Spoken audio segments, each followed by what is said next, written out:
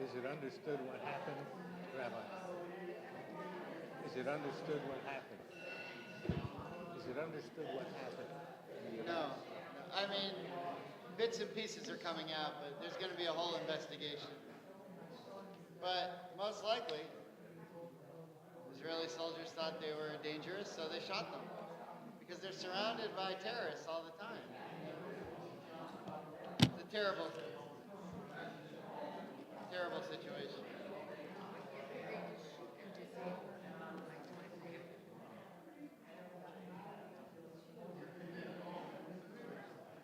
Because if you don't kill him, he's going to kill you.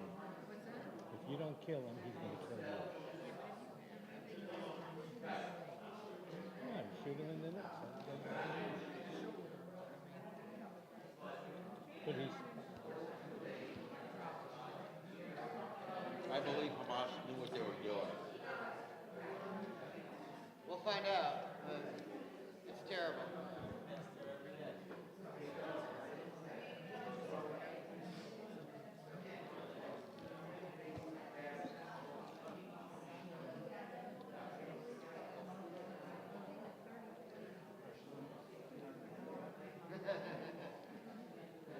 Looking for the verse I need. As soon as I find it, we can start.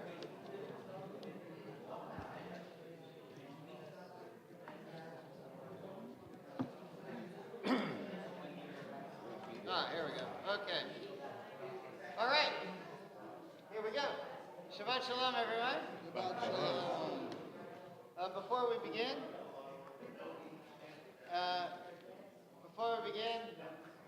this is our week. This is the Talmud Torah week.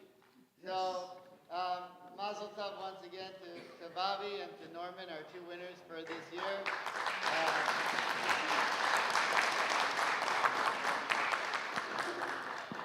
Truly a remarkable accomplishment, and many, many years of showing up and studying Torah. Hope we have a lot more. So, and again, at least the weather this weekend has been rough, and while, it's snowing in other parts of the country, and there's ice and tornadoes and thunderstorms and, just lots of sleet and hail, you all need to be commended for braving these elements and for being willing to come out in this sprinkle.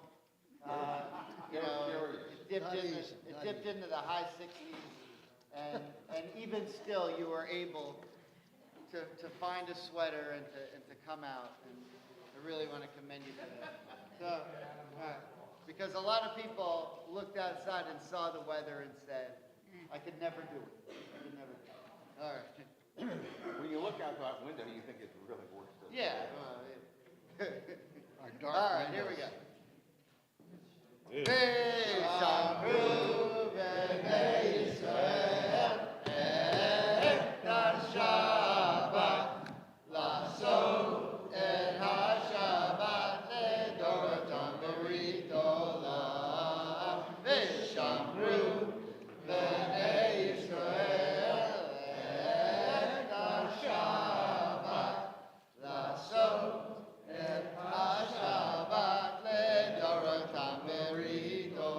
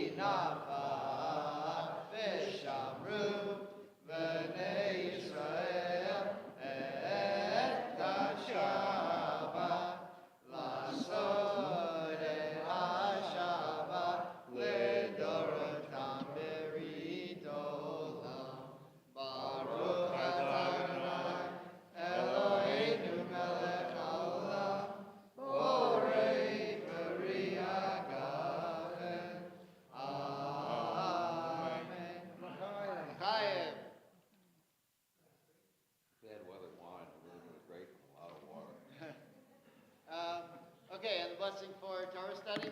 Baruch atah Adonai Eloheinu melech haolam asher kiddushanu b'mitzvotav v'tzivanu la'asot b'divrei Torah.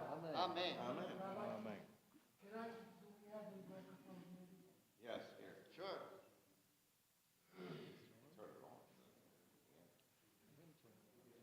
Is the red light on? Red light on. It's hot. Oh, okay. I'm gonna go get coffee. One of the issues about the Talmud Torah winner and the names of the people associated with it includes Lenore Kipper, and that violated the rules of the Talmud Torah Award, that any employee was not eligible. So one of the things we talked about, how do we get you to resign so you'd be qualified for the Talmud Torah Award?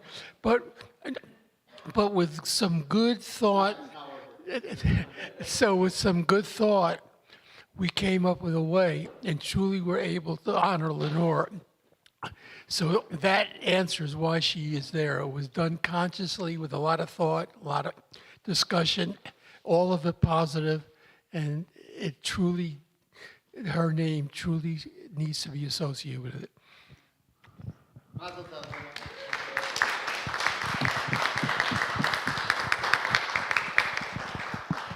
Well, truly one of my. Oh. There were some people on that adult education committee that when we decided to do this with Edith and Judith and Ed. Is that here? Right behind us. And on that original adult education committee with me. Oh. Well, truly one of my favorite things about Beth Ham is that award and the past winners choose the next winners. It's a very nice, I forgot it's a very nice custom. Okay, speaking of Torah study, we're ready for Parshat Miketz, which is this week's Torah portion. Hanukkah is now over, but it is every year that we celebrate the, we celebrate Hanukkah with the stories of Joseph, because it falls out that way that one of the three Torah portions that has to do mainly with Joseph, the Joseph narrative, falls out over Hanukkah. I'm going to talk a little bit more about that during the minyan today. I broached the subject last night during dinner, but I was competing with salmon and brisket, and I had no chance of conveying what I was trying to convey. So you can come and hear the same thing that you missed last night during the dinner. Okay, now I want to point out we're at a very interesting part of the Torah, which means to say we're towards the end of Genesis and the beginning of Exodus, and there's a lot in common and some notable differences between how Genesis ends and how Exodus begins. Now, what's in common? Egypt, right? Joseph's narrative takes place mainly once he is in position in Egypt, in a variety of different positions, from the worst to the second best in terms of society. And then Exodus begins also in Egypt, but with a Pharaoh who did not know Joseph, right? Now, so what we're seeing is the location is the same, the ruler is different, but the Jewish people are completely different. Because who are the Jews at the end of Genesis? A clan, right? A family. Small family, given a piece of land. And The 70 souls that Jacob comes down with, and Joseph and his family that's there, there's just a few people. And then Exodus begins. The Jews were so numerous that Pharaoh was afraid of them and had to enslave them lest they become a threat. Now, Egypt was the superpower during the period of the pharaohs, and there were millions of Egyptians. How could 70 Jews pose a threat? Although, if you ask the Arab countries in 1947, how could 300,000 Jews pose a threat to the rest of us? The answer is they won't if you leave them alone. But they missed that memo. They missed that memo. Continue to miss that memo. Okay, so we won't get into politics until the minion. But for now, you have to how do you answer the question though? Why are there so few Jews at the end of Genesis and so many Jews that the Egyptians are worried about them at the beginning of Exodus? And why is it that Pharaoh loves Joseph, but when we get to the next Pharaoh that we meet in Exodus, the Pharaoh did not know Joseph, which, most people would say that's probably not possible. How is it possible that a Pharaoh wasn't familiar with the guy who had the idea that saved the whole world from a famine and made Egypt all the money in the world? So maybe it means, as the rabbis explain, he knew who he was, he just didn't care about him. Or he just didn't have any strong feelings about these Israelite people. He wasn't sympathetic to their cause. Okay, so these are different questions that we have to answer. But you might say, we understand better the Pharaoh of Exodus, who doesn't like foreigners. Right? Is that a new thing for people to not like foreigners? Right? We can understand that. We can understand that maybe for whatever reason he perceives them as a threat. They're different, whatever. And so they're enslaved, okay. But the Pharaoh of Genesis is a little bit trickier to understand for a particular reason. And I heard a woman, I think her name was Stacy Goldman. She's an Orthodox Jew I think in Israel. I was listening to a podcast that she was doing this week. People send me podcasts all the time that they listen to. So I usually don't want to listen to them. Because instead of listening to the podcasts that other people tell me to listen to, I tend to like to listen to the ones that I like to listen to. So, it's like if I call you at night, it's like 9 o'clock at night, you're about to watch your favorite show. Hey, you know that show you're about to watch? Watch this one instead. Yeah, right. No. So, okay. Well, anyway, that doesn't mean keep sending me them. It's fine. Whatever. Just put a thumbs up and delete it like I always do. No, there's no way. There's no way that if I listen to all the podcasts that everyone sends me all day long, I wouldn't that's all I would do. But the ones that I listen to tend to deal with the Torah portion or different Talmudic. So what I now do is when you send me one, I send you whatever esoteric Talmudic stuff that I'm listening to. And then I email you the next day, what'd you think about what he said, 2 hours in, what did you think about that point? Right. All right. This is...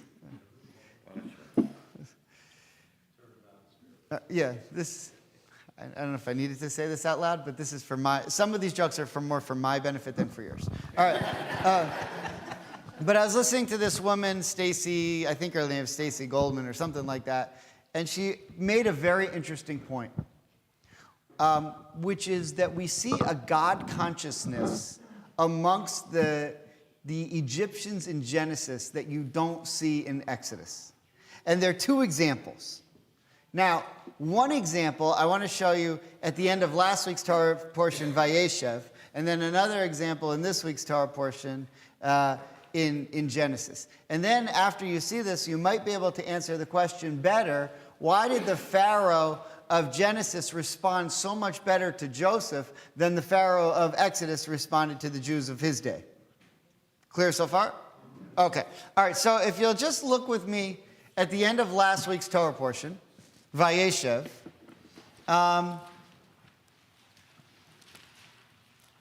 Let's see. Okay, chapter 39, verse 1. Chapter 39, verse 1 of Genesis. Chapter 39, verse 1, Genesis. Hopefully everyone has a sheet of the sources. This is like the biggest crowd we've had since COVID. This is amazing. So Nowhere to go, it's raining. it's not. Yeah, I guess. Welcome back, everybody. It's great. This is really something. Okay, here we go. Ready? Chapter 39, verse 1. Norman, will you get us started right into the mic? Now Joseph was brought down to Egypt, and Potiphar, one of Pharaoh's officers, captain of the guard, an Egyptian man, purchased from him from the Ishmaelites who had brought him down there. But the Eternal was with Joseph. He was a man who prospered. Now that he was in the household of his Egyptian master, his master saw that the Eternal was with him, and that the Eternal was prospering whatever he touched. Okay, and that's all we need. So first of all, the master is this guy named Potiphar. And who is Potiphar in Egyptian society?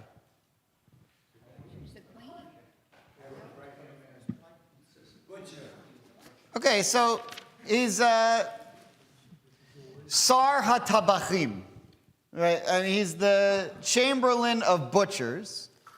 But it doesn't really matter. The point is that he's an important person and that he's someone who's familiar with the upper echelons of society, and someone who, probably knows Pharaoh or met him at a cocktail party, and said hello to him, and Pharaoh recognizes it. This is an important guy. Now, if you look in verse 2,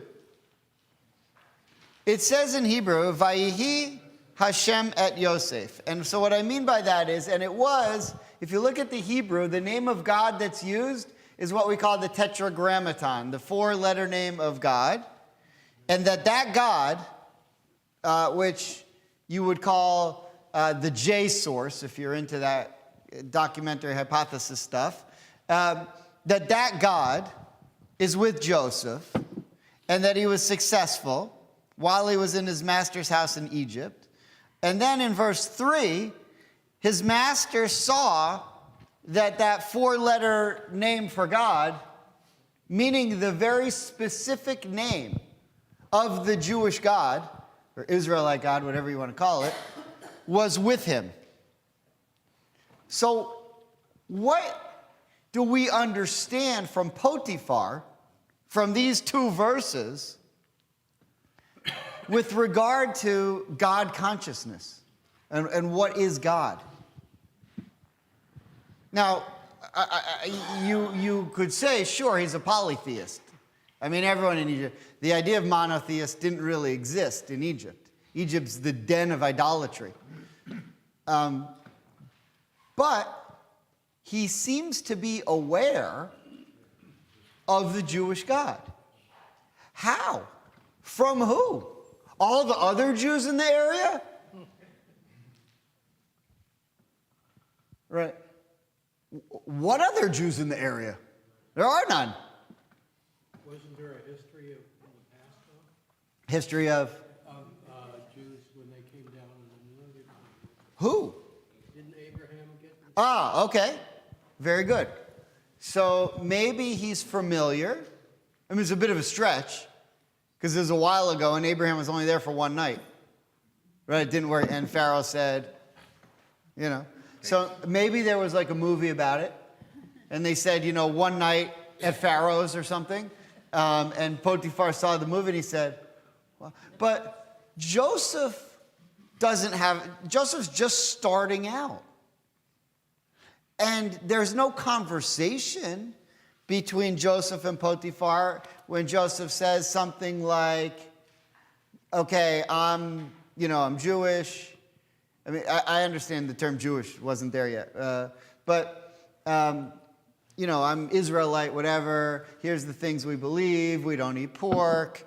Saturdays are a no-go, in terms of work. Why does Potiphar see that the specific name of God is with Joseph? What is it? Where does it come from? I don't have a good answer. I'm just saying that the Torah is pointing out that that's what happens. Because it's using a very specific name for God. And it works. Verse 3, his master saw that God was with him, and all that he would do, God would make successful in his hand. It doesn't say, he's got a nice tan, so I think the sun god likes him. Or he looks hydrated, so I think the water god, which God? And all of a sudden, Potiphar is coming and saying, the specific God is with this kid? It's weird. Richard? I have a thought. Okay. Our task in this. Oh, can you use the mic so they can hear you at home?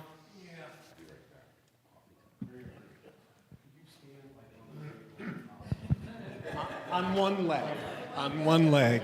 Our task in this world is to live our lives as Jews and to be a light Okay. unto the nations. Yes. And we're supposed to take all of this Torah into us and let it guide our lives. Uh-huh. And I think that Joseph may, in his own way, have embodied that mission. Yes. And I think that Pharaoh recognized that. Okay, so we're going to get to Pharaoh in a second, but you just made a different podcast that I heard this week. Said this, a very interesting point. You mentioned the phrase from Isaiah, Le'or Goyim. Now, a lot of people say Or Legoyim, a light unto the nations, but the phrase in Isaiah is actually Le'or Goyim, to enlighten the nations. Not a light unto the nations, but the verb to enlighten the nations. That's what we're supposed to do. And when the Jews left Egypt, they left after 210 years. God told Abraham they were going to leave in Genesis chapter 15 after 400 years. Why 210 years? And the answer is because they became so steeped in slavery, in idolatry, that if they didn't leave, they would cease to be recognizable as Jews. That's from the Zohar. But the idea is that the Jews were supposed to influence the Egyptians. But what happened in Exodus was that the Egyptians influenced the Jews. And that's when the Jews had to leave. However, in Genesis, what you're seeing exactly this rabbi that I heard talking about is the same thing that Richard just said, was that Joseph recognized his mission. And while he was in Egypt, his mission was to enlighten all of the Egyptians about God. So somehow, he succeeded with Potiphar. Now, we don't know how. But what we know is that was his mission. And it worked. Because Potiphar said, whoa, look at this guy. Now, that's one example. There's another example from this week's Torah portion. So and this one is more famous than Potiphar. It's Pharaoh. Because Pharaoh obviously liked Joseph because he could interpret his dreams. But he brought out his chartumim, his magicians first, and he said, you Egyptian magicians, or necromancers, you come and interpret my dreams. So they came out and Pharaoh said, I don't like your interpretation. How did Pharaoh know if they were wrong? But then Joseph comes out and says, here's what I think. How did Pharaoh know that he was right? You could come with your dream up to the second floor. And you can go to my office, then Rabbi Greengrass's office, and Rabbi Aklepi's office, and we'll all tell you what we think. And you'll get 3 different answers. And then you'll walk out and you'll say, she was right and you two were wrong. How do you know? Well, that's what Pharaoh did. He said, you're wrong, you're right, you guys are wrong, now let's see what happens. But by the way, Pharaoh, in listening to Joseph, was proved to be correct. But why? Why did Pharaoh know that Joseph was right and all his magicians were wrong? Wouldn't he have a tendency to trust his own people? Maybe not. There's one issue at play that Pharaoh realized. Okay? So if you look now with me to our Torah portion in chapter 41,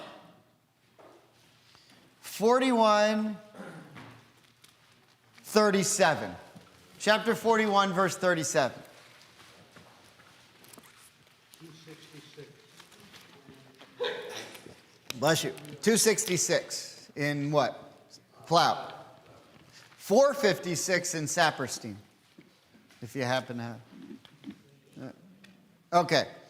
So verse 37. Edith, do you have a mic? Can we pass the mic back up? Here it comes. Now, just keep in mind, before Edith reads these verses, that the first example we looked at, Potiphar looked at Joseph and said, God's with him. Now, maybe they did have a conversation. Maybe Joseph said to Pharaoh, listen, there's this rabbi in Miami who does these classes. I'd like you to listen to a few of these recordings, and you'll see. All right. But whatever happened between Joseph and Potiphar, Potiphar said, there's a God whose name is 4 letters, and he's with this guy Joseph. Okay. Pharaoh has an experience that's pretty similar. Okay, verse 37. This advice seemed good to Pharaoh and his officials, and Pharaoh said to his officials, is there anyone like this to be found, a man with the Spirit of God in him? Pharaoh then said to Joseph, since God has made all this known to you, there is no one as discerning and wise as you. Okay, so Pharaoh here says, you've got God on your side. Which God? Pharaoh believes in 4 million gods, but he uses the name Elohim, which is a Jewish name for God. So, well, the Torah uses it. I don't know if Pharaoh exactly, maybe that's what he said, but that's what he said. So somehow,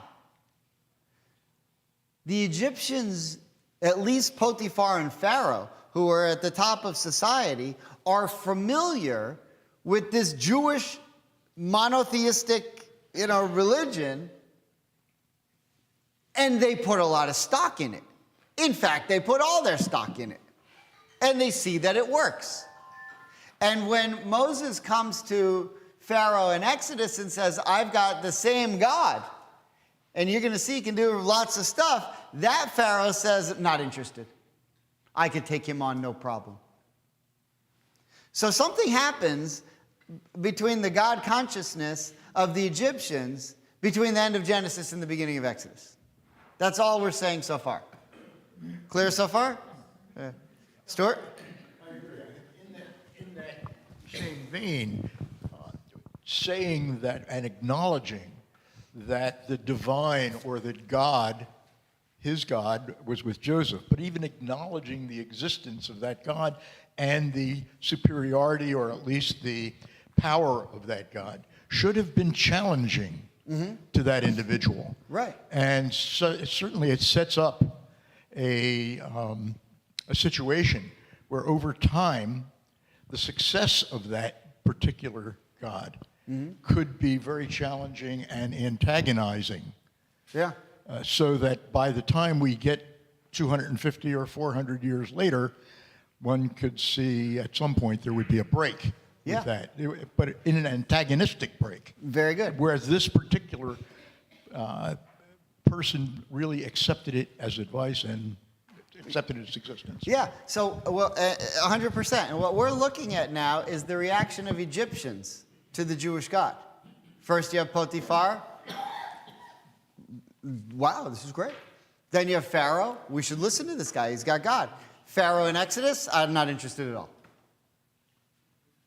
A different way. Bobby, use the mic. What made Joseph different was because Joseph exhibited humility, which was a trait that Joseph never had before. He gave credit to God in interpreting the meaning of the dreams.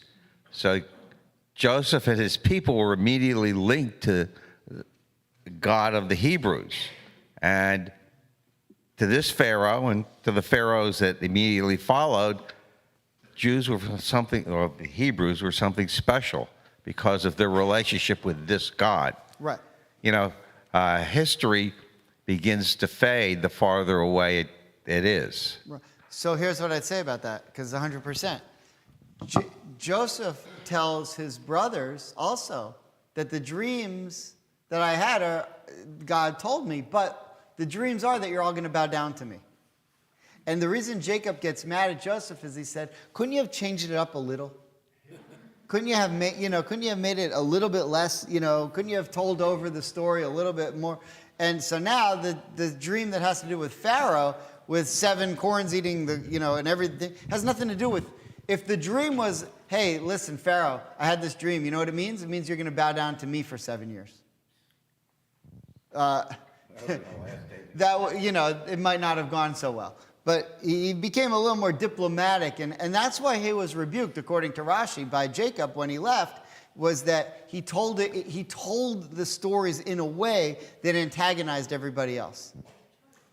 Maybe the difference between the response of Pharaoh versus God and the later Pharaoh is that the initial Pharaoh, even though he was the head of Egypt, was not all-powerful like the other one became, because he was not rich like the other one became after every Egyptians became enslaved. And so with the power that the later one got, he was not receptive to other things. Very good point. Because after Joseph, all the money in the world is in Egypt. And I have to put quotation marks in it because I sort of read Jonathan Sacks. Oh, no wonder. I thought this is way above the level of this class to point like that. I don't want to plagiarize. Now you can't. I mean, that's a heck of a point. Jeff? Well, just like with Moses, Can you use the mic? Yeah.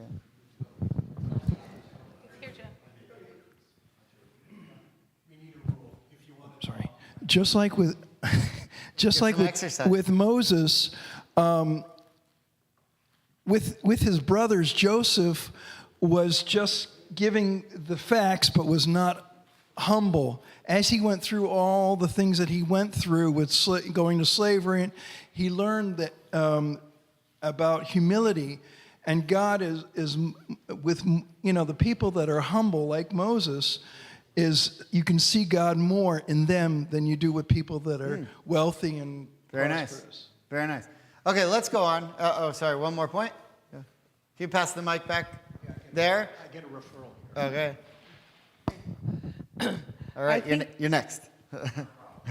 I think that basically, when Joseph was talking to his brothers, he was a young person.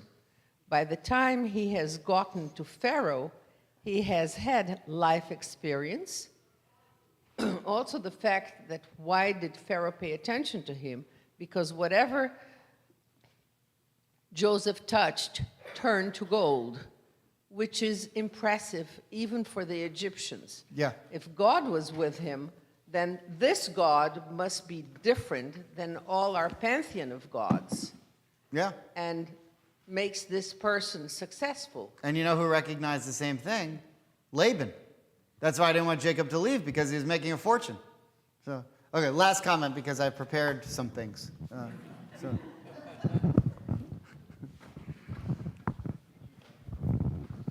Thank you.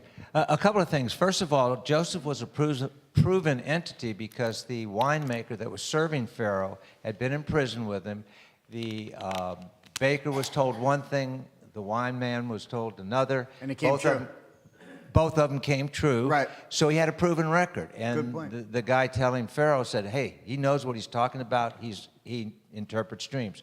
The second thing, the Pharaoh that came later he did not know Joseph.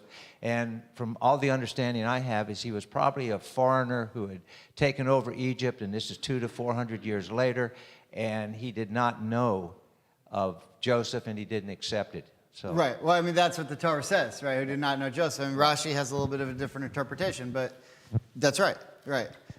Okay, these are all good points. Really good points today. Now, the Midrash has a little bit of a take on how Joseph conveyed to Potiphar that God was with him. So if you look on the first source, Numbers Rabbah 14:3. Do we have the mic? Can we back? Judy, would you mind reading? We'll get the mic back to you. Just throw it. We'll take this one. Here we go. We got it. Okay, the first source, Rabbi Abin Barabi. Rabbi Abin Barabi, the Levite, said, as Joseph was offering his praise, his master saw him murmuring with his mouth. He said to him, what are you saying? Then he answered and said to him, I am offering praise to the Holy One, blessed be he. He said to him, I want to see him. Joseph said to him, consider the son, who is merely one of his several attendants. Since you cannot look at his attendant, how much the less you can look at his own glory. The Holy One, blessed be he, said to him, by your life, because of you I am appearing to him.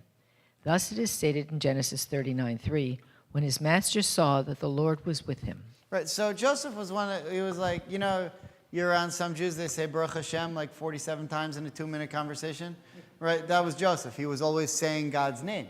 So according to Rashi, the reason that Potiphar says this, that God is with him, is because he's always saying, thank God, please God, this God, that God.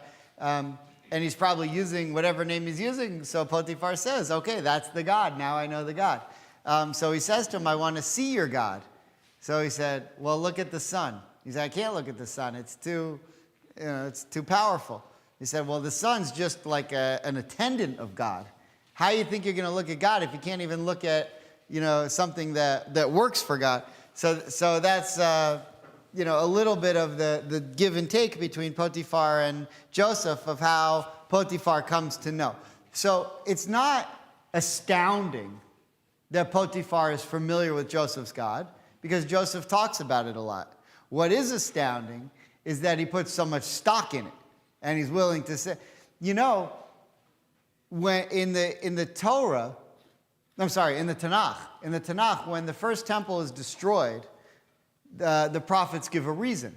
And the reason is that the Jews were worshiping idols. And because of that, God let them be punished, and the first temple was destroyed. And then the second temple was destroyed, the rabbis of the Talmud give a reason. And the reason is because of sinat chinam. The Jews were fighting with each other, and so God let them be destroyed. But no other nation in ancient times has that. No other nation has an excuse for why they lost.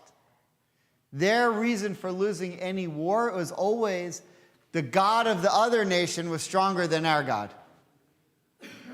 The Persians beat the Babylonians said their God is stronger than our God, so that's how they won.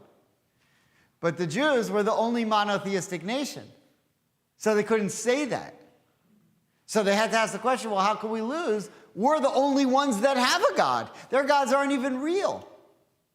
How could we lose? Oh, our God must have not had favor on us because of our own actions.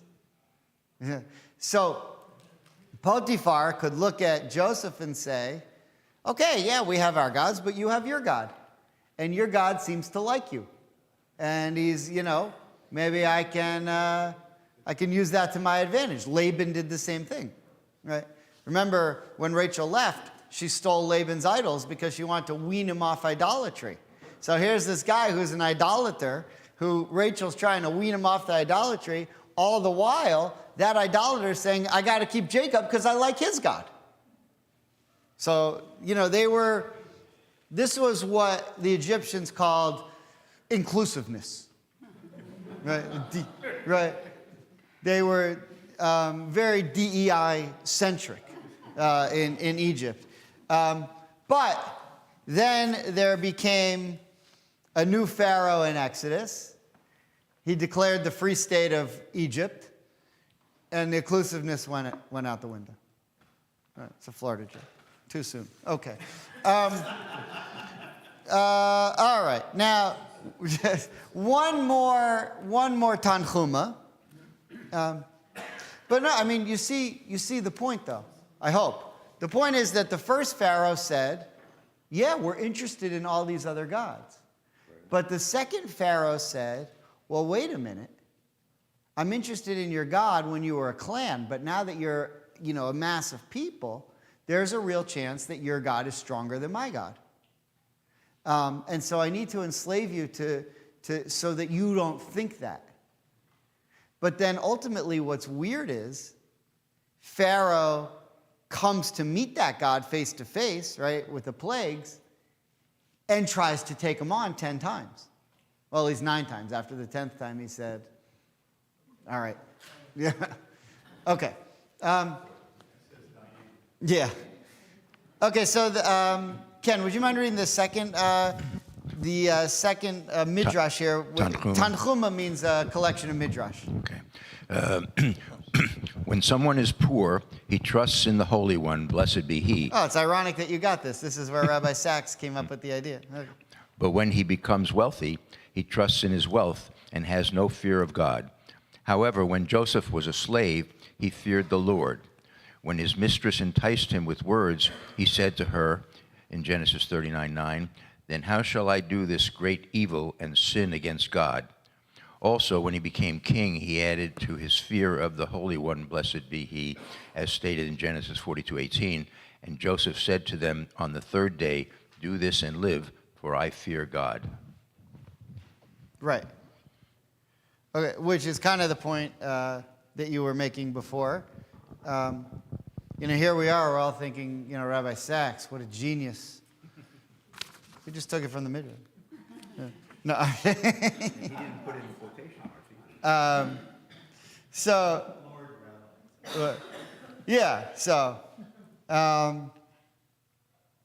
Okay, so, no, but in order to be Rabbi Sachs, you have to be familiar with everything that's ever been written about everything. And then, then you can be him. And you can be a lord. Okay, so the next, this does not exist in English, and I just didn't feel like translating it. But there's an interesting idea here now that we're starting to pick up from Joseph. And the idea that we're starting to pick up from Joseph that we see at the end of Genesis, that even Moses doesn't convey, was that his God is the one to go with. Because when Moses comes in and says, let my people go, or God's going to destroy you, Pharaoh says, bring it on. But times were different, right? As Rabbi Sachs and the Midrash point out, the second Pharaoh is much wealthier, has a much higher opinion of himself and his own powers. And the Jewish people are his slaves. And he has some skin in the game. There's something to really lose. But also, Pharaoh has been losing to the Jews for 210 years, even though he enslaved them. What do I mean by that? What was Pharaoh's original goal? Why was Moses in a basket? The original goal was to kill all the boys. And by doing so, he'd wipe out all the Jews. Right? Because there's no boys. Right? You understand. I don't need to. In 7th grade, there's a different. I once taught this in 5th grade because I had 2 5th grade day school students, and they were given this section to write their Devar Torah on. And the one girl said to me, who cares if he wipes out all the men? It's the women that have the babies. We have a talk. I immediately called her mom and said, you may have some work to do.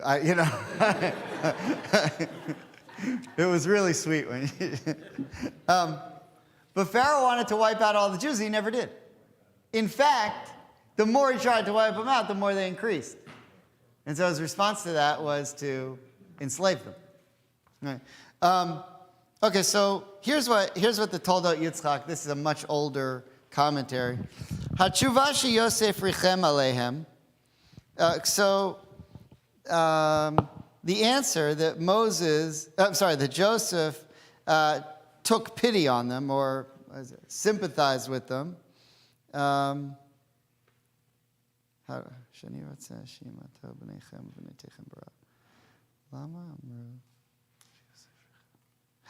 Okay.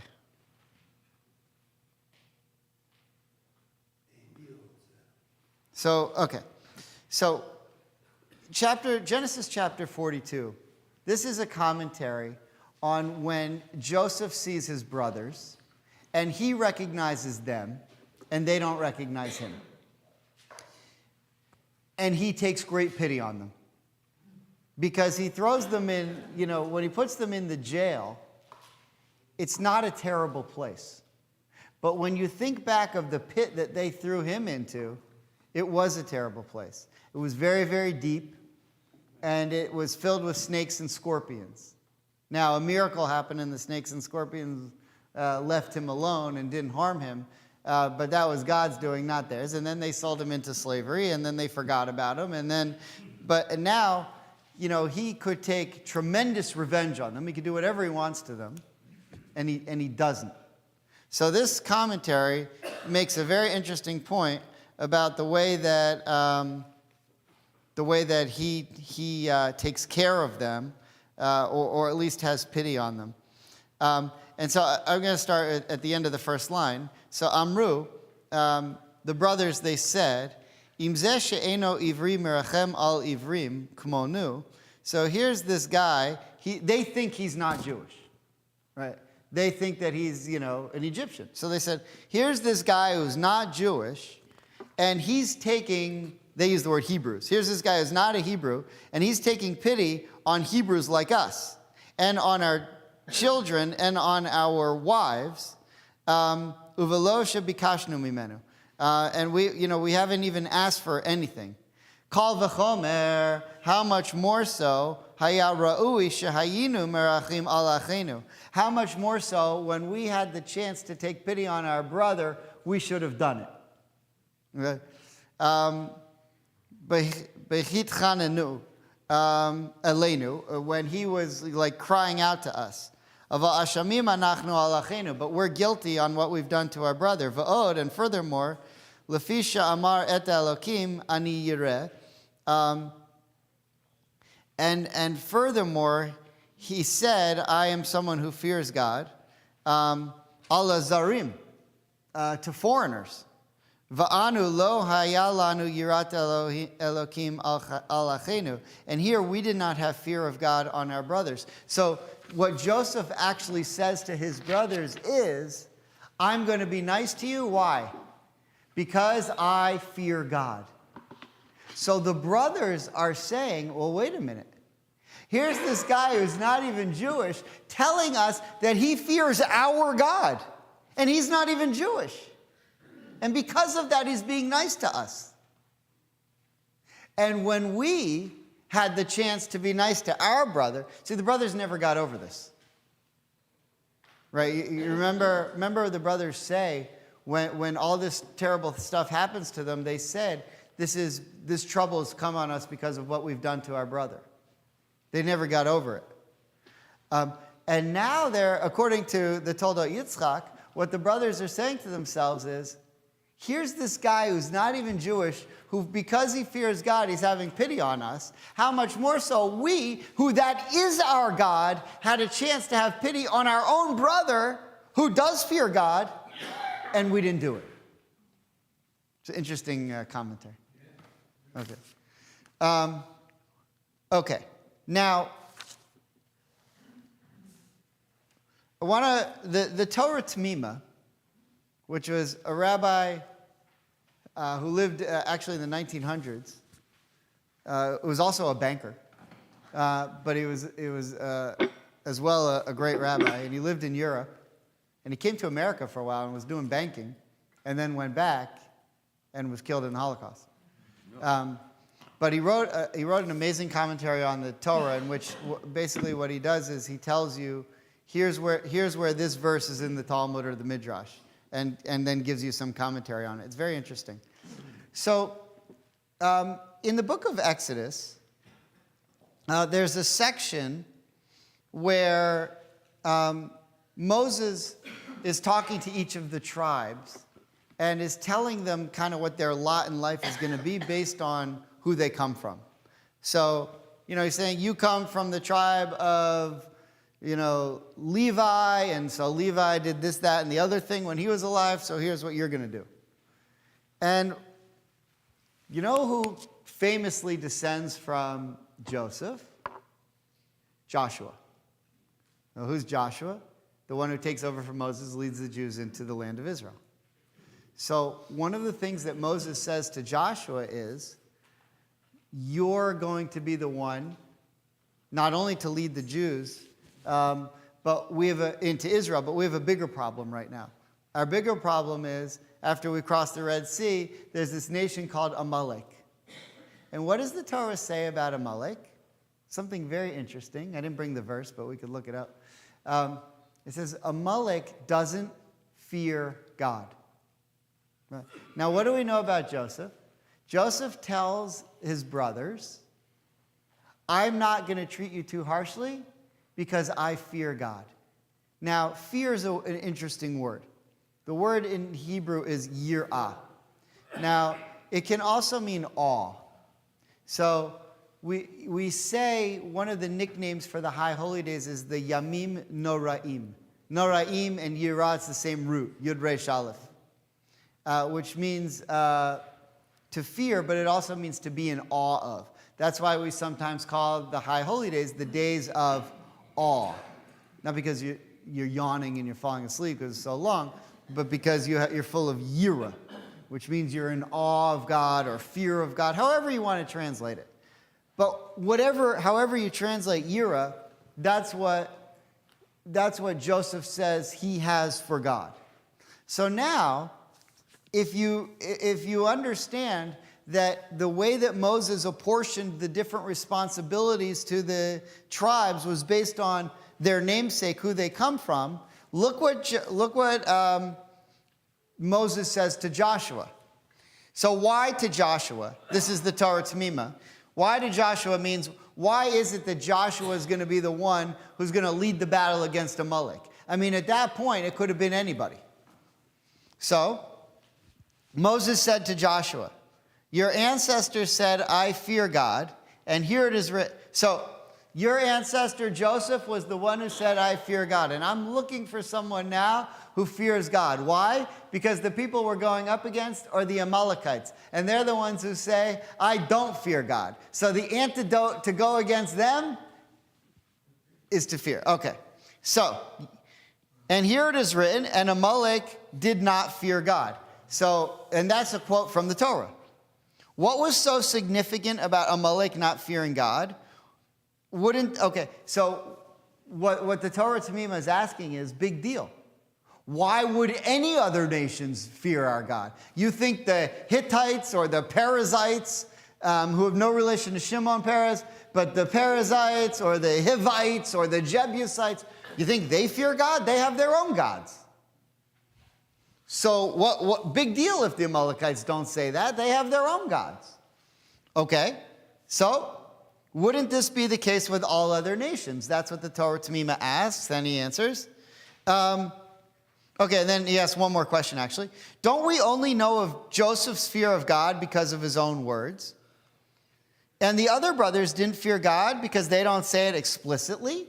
So here's the other question the Torah Tamima asks. This is a really good question. Just because Joseph said, I fear God, does that mean that all the other tribes don't fear God? I mean, is that what you're saying? I'm giving this job to Joshua because he comes from Yosef, because he fears God? Are you actually saying that all these other tribes, they don't fear God? They do too. So the Torah Tamima has asked two questions. Just because Joseph says he fears God, that's why the general has to be from them? What about the others? And the other thing is, what's the big deal if Amalek says they didn't fear God? We wouldn't expect them to, because they're not our nation. They have different gods. So those are his two questions. The answer is, it is only said about truly honorable, very important people, like in the case of Abraham. Also, you see it with Obadiah and Job. So what it says is, yes, they all feared God, fine.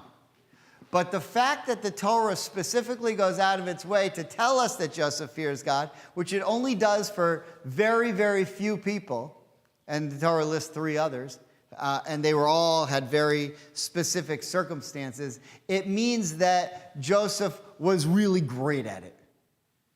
Right? You know, well, I don't want to get too personal, but you know, when I was in high school, I feared getting bad grades. But there were other students who feared those bad grades more than me. And so sometimes they got better grades. Right? So Joseph was better at it. Chemistry, geometry, brutal. Okay, Ethan M. I'll be doing that too. All right, good. That's the full comment? Yeah. Okay. All right. So that's the answer to the first question. The Torah Tamima's answer to the second question. The other nations are expected to fear God. Okay, so it says very simply, look, we expect all nations to fear our God. They can fear their own gods too if they want. But we believe in the one true God, and we expect all nations to fear God.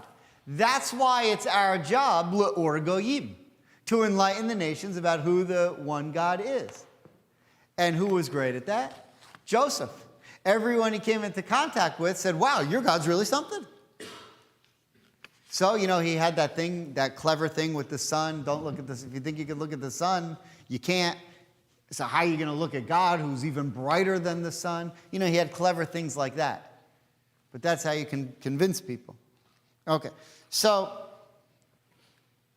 what the Torah Tamima says is, the other nations are expected to fear God. We expect the other nations to fear God, and the nation that does not is deserving of punishment. And what's the proof? From Joseph. He made himself a stranger in Egypt as if he were an Egyptian, and nevertheless he said to them that he was a God-fearer. So what the Toldot Yitzchak points out is now supported by the Torah Tamima, who says this. How do we know that non-Jews are supposed to fear God? And when we say God, there's only one God. You can call that God whatever you want, but there's only one God. And the other nations need to fear it. How do we know that? Because when Joseph was disguised as a non-Jew,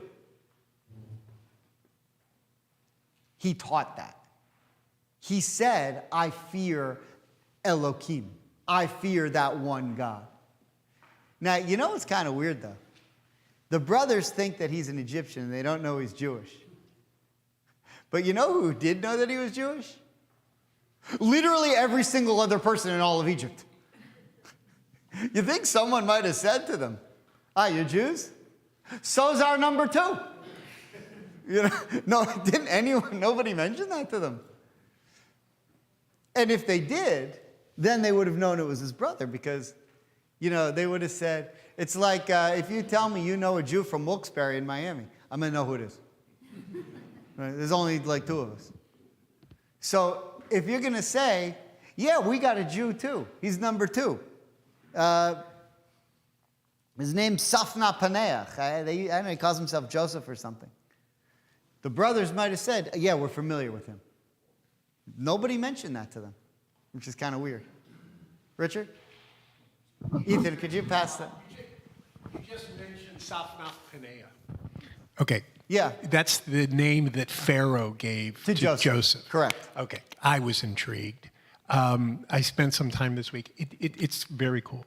It translates. First of all, it's in hieroglyphics. You can actually find it and see it there on the wall.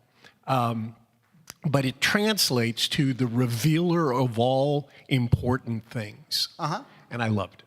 Yeah. And paneach in modern Hebrew also means riddles. I think that's what they call crossword puzzles in Hebrew, is paneach. It's actually the word. Lifaneach means to solve a riddle. But not solve in the way of liftur, which is a different word for solve. It's more of solving specifically some kind of riddle. Because there's another, the word for solution in Hebrew is pitaron. It comes from a different root. So safnat paneach means the solver of riddles, really, of something, some sort of knowledge.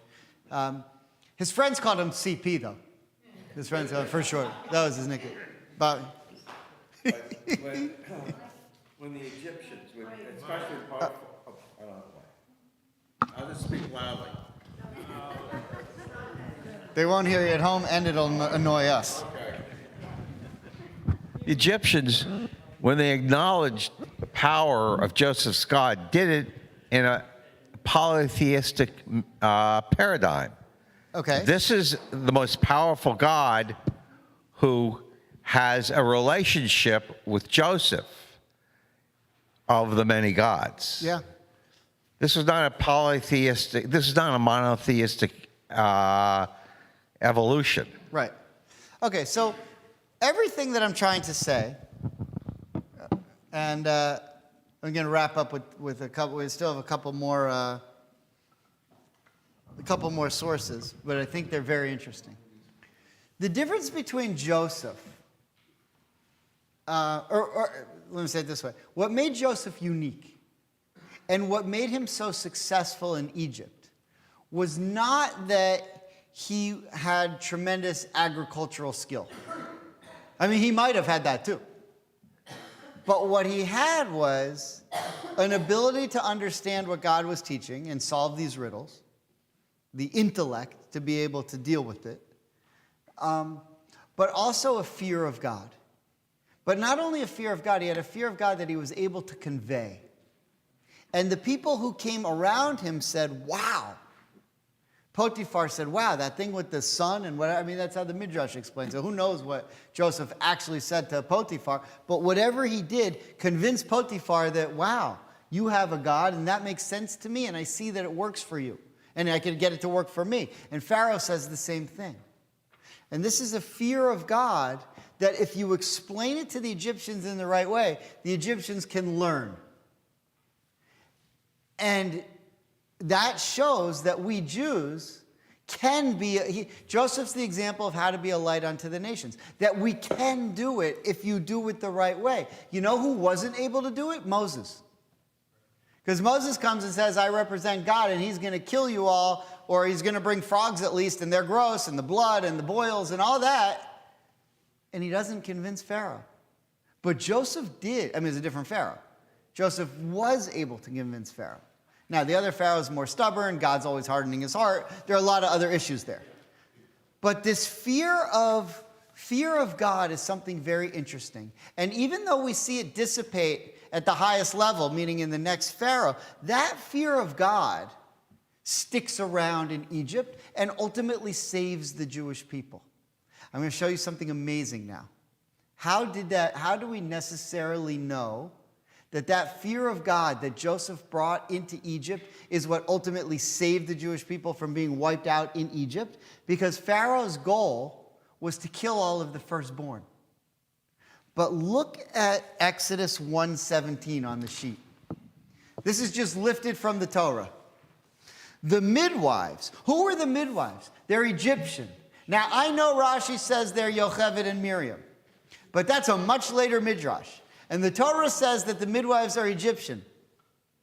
The Egyptian midwives feared God. So they did not do as the king of Egypt had spoken to them, but they enabled the boys to live.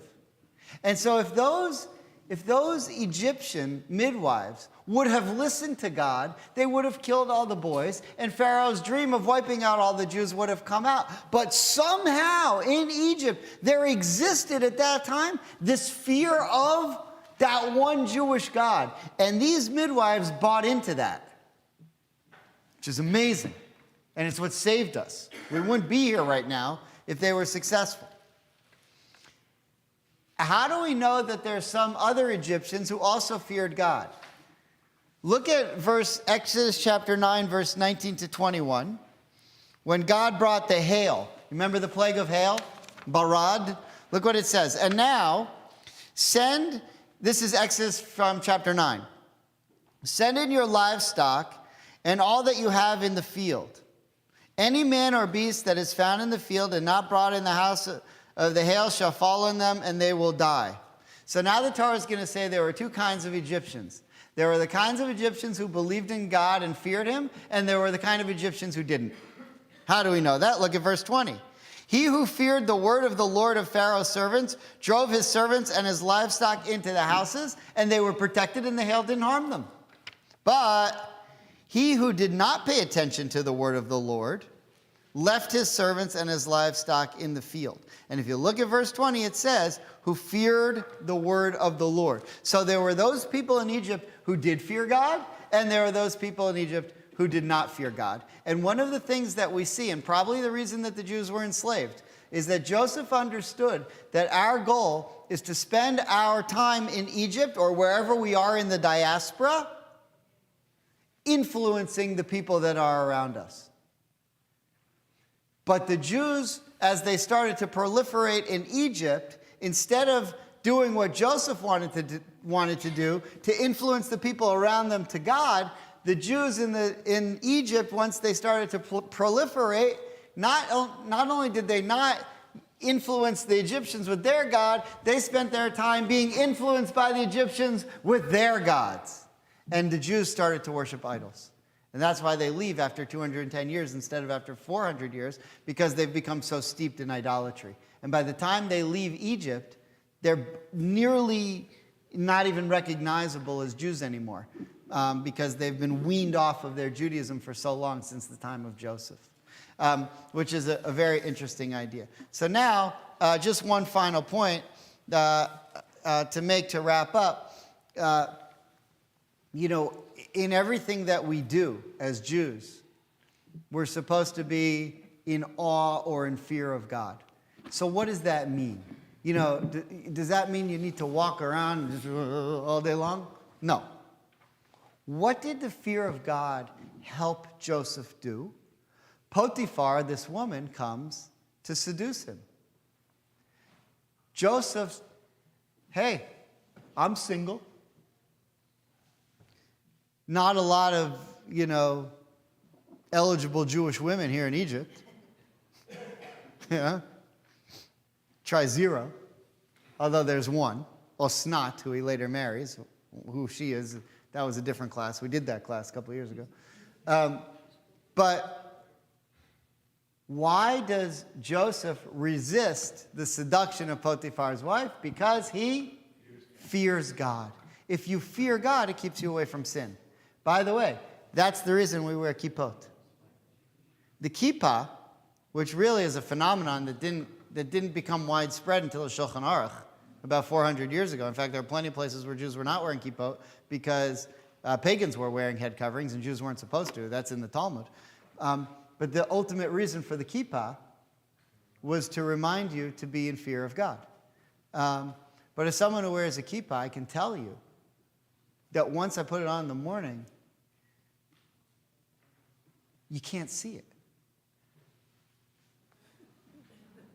I forget that it's there. I feel like,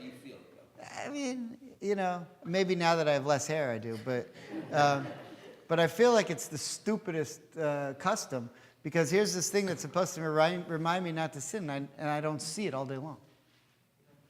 Maybe give me a ring, give me a break. I don't know, whatever. That's a different issue. But I don't know. I guess you're supposed to. Whatever.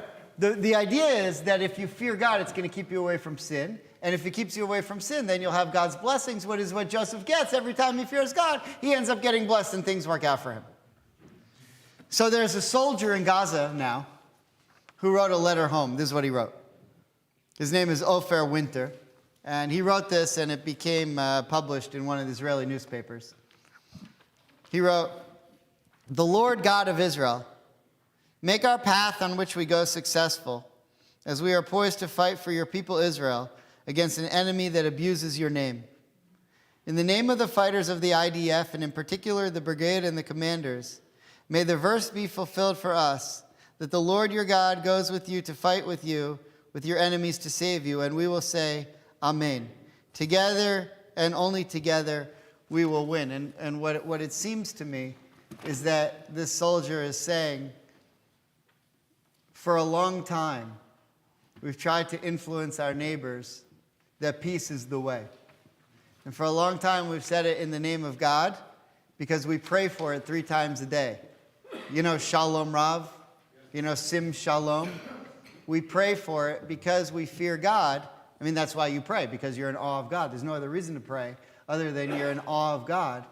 And we pray for peace all the time, and we try to influence our neighbors to want to have peace. but they don't listen. And so we have to go and fight. And this is what Joshua had to do. Listen to what this soldier's saying. They abuse your name and are not interested in peace. We fight for peace. Moses said to Joshua, they abuse the name of God. They don't fear God. I'm putting you in charge of the army because you come from Joseph, the one who taught us what it means to have Yirat Hashem, what it means to fear God. So in the final analysis, what we see here is there was a much greater influence on the Egyptians of Genesis, on God consciousness, because Joseph spent his time recognizing that my job here is to influence the people around me about the true nature of God. The Jews of the Exodus, not the ship, the Exodus 1947, the Jews in the book of the Exodus lost track of Joseph's example, became influenced by the Egyptians, lost their fear of God, lost their protection. Ultimately, they were enslaved, and it took Moses and Joshua to come try to reinstill, not just to free the Jews, but to reinstill the lessons of Joseph.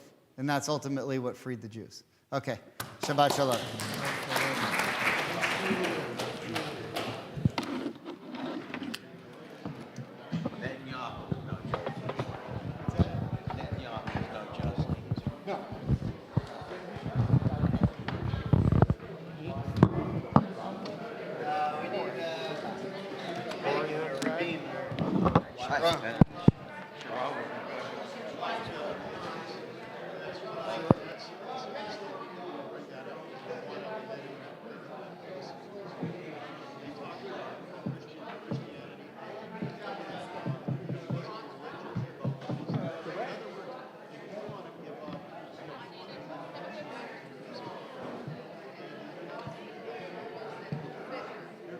Oh, and it's very easy to do. You just say, I am, and it's done.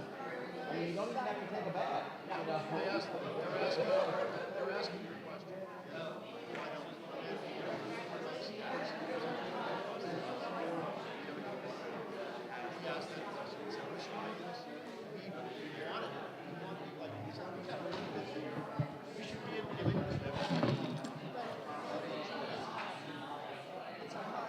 It's very hard.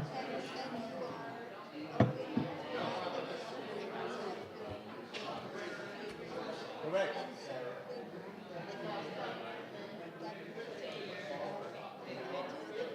Right.